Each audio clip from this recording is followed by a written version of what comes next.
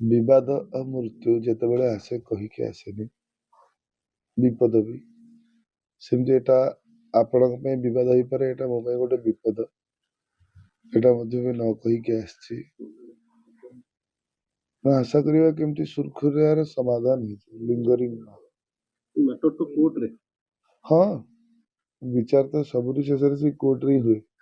ତେଣୁ ଯେହେତୁ ବାବୁ ଆଇନର ଆଶ୍ରୟ ନେଇଛନ୍ତି, ଆଉ ନ୍ୟାୟପାଳିକା ଉପରେ ମୋର ମଧ୍ୟ ଭରସା ଅଛି, ଯାହା ହବ ଠିକ ହବ। ଏବେ ପୁଣି କିଛି ସମାଧାନର ବାଟ ଅଛି ନା ନାଇଁ, ଯାହା କୋର୍ଟ କହିବେ? ସମାଧାନର ବାଟ ହଉ କଣ, ଯୋଉଟା ଠିକ ସେଇଟା ହିଁ ବିଚାର ହବ। ଯେହେତୁ ବିଚାରାଳୟର କଥା ଅଛି, ଯୋଉଟା ଠିକ ସେଇଟା ହିଁ ବିଚାର ହବ। ଆପଣ ପାଇଲେଣି, ନୋଟିସ ପାଇଲେଣି ବା କୋର୍ଟରୁ ଯୋଉ ଅର୍ଡର ଆସିଛି ଆପଣଙ୍କୁ? ନାଇଁ, ନୋଟିସ ପାଇନି। ତାହେଲେ କଣ କରିବେ ପୁଣି? ନୋଟିସ ପାଇବା ଯେ ଅପେକ୍ଷା କରିବା। ମଞ୍ଚରେ ରହିବେ?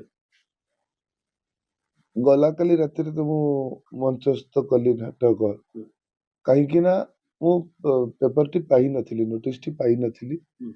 ଯଦି ନୋଟିସଟି ମିଳିଯାଏ ତାହେଲେ ଆଉ ଯାତ୍ରା କରିବାଟା ଭୁଲ ହେଇଯିବ। ଆପଣ ଆଗରୁ ବି କହିଥିଲେ ଯେ କଣ୍ଟ୍ରାକ୍ଟ ତ ଥିଲା 26ରୁ 30 ପର୍ଯ୍ୟନ୍ତ ସିଂହବାହିନୀ ସହିତ, ପୁଣି ଏମିତି ଗୋଟେ ନୋଟିସ୍। ବହୁତ କଥା ଆଜ୍ଞା ଭିତରେ ରହିଯାଇଛି।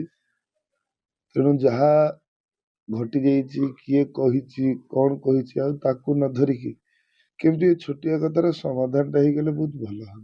ସୂର୍ଯ୍ୟ ମନ୍ଦିର ଯୋଉ କହୁଛନ୍ତି ଯେ ଗୋଟେ କଣ୍ଟ୍ରାକ୍ଟ ଥିଲା ବୋଲି, ଆକ୍ଚୁଆଲି କଣ୍ଟ୍ରାକ୍ଟ କଣ ଥିଲା? ମୁଖ୍ୟ କଥା ହଉଛି କଣ ନା, ଆଜି ଯାଏ ବହୁତ କିଛି ମାନେ ପେପର ଆସିକି ସୋସିଆଲ ମିଡିଆରେ ଅଛି, ବିଗତ ଦିନରୁ ନେଇକି ଆଜି ପର୍ଯ୍ୟନ୍ତ ବହୁତ ପେପର ସାର୍ବଜନୀନ ହେଇପାରିଲା, କିନ୍ତୁ ସେ ଏଗ୍ରିମେଣ୍ଟ ପେପରଟି ସାର୍ବଜନୀନ ହେଇପାରିଲାନି। ଯୋଉଟା 2 ବର୍ଷ ପାଇଁ ଚୁକ୍ତି ଥିଲା, ସେଇଟା ସାର୍ବଜନୀନ ହେଇପାରୁନି।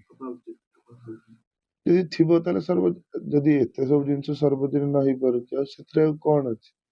ଟିକେ ବିସ୍ତୃତ ଭାବରେ କହିବେ କି ଏଗ୍ରିମେଣ୍ଟ କଣ ଥିଲା, କେତେ ବର୍ଷ ପାଇଁ ଥିଲା, ଏବଂ ସେ ଚୁକ୍ତି ଠିକରେ ଆପଣ ପାଳନ କରୁଛନ୍ତି ନା ଖିଲାଫ ହେଇଗଲା?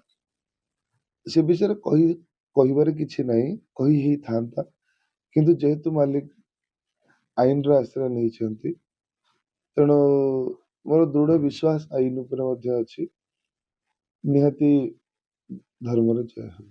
କିନ୍ତୁ କ୍ୟାରିୟରରେ ଗୋଟେ ବର୍ତ୍ତମାନ କମା ଲାଗିଯାଇଛି, ହୁଏତ ଫୁଲ୍ ଷ୍ଟପ୍ ଲାଗିଯାଇପାରେ।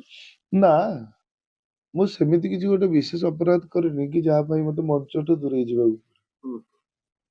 ଭୁଲ ମଣିଷ କରନ୍ତି, ସମସ୍ତେ ଭୁଲ କରନ୍ତି। ହଁ, ଭୁଲ ହେଇଛି, ହେଇପାରେ ମୋ ତରଫରୁ ହେଇପାରେ ତାଙ୍କ ତରଫରୁ ହେଇପାରେ, କିନ୍ତୁ ଭୁଲ ହେଇଛି।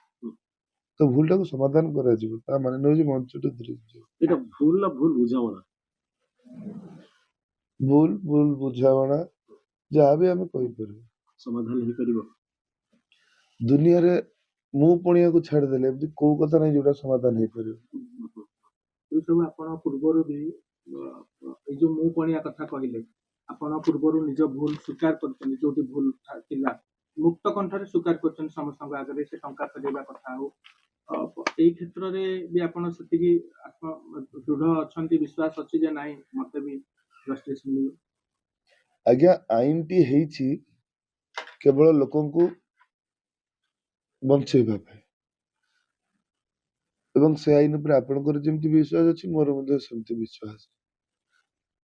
ତେଣୁ ସେ ଅନ୍ଧ ଭାବରେ କିଛି କହିବା ଅପେକ୍ଷା ବରଂ ସେ ଆଇନକୁ ଅପେକ୍ଷା କରିବା, ଆଇନ କୋଉ ରାସ୍ତା ଦେଇକି ଯାଉଛି ସେଇଟା ମୁଁ ଭାବୁଛି ମୋ ମତରେ ଭଲ।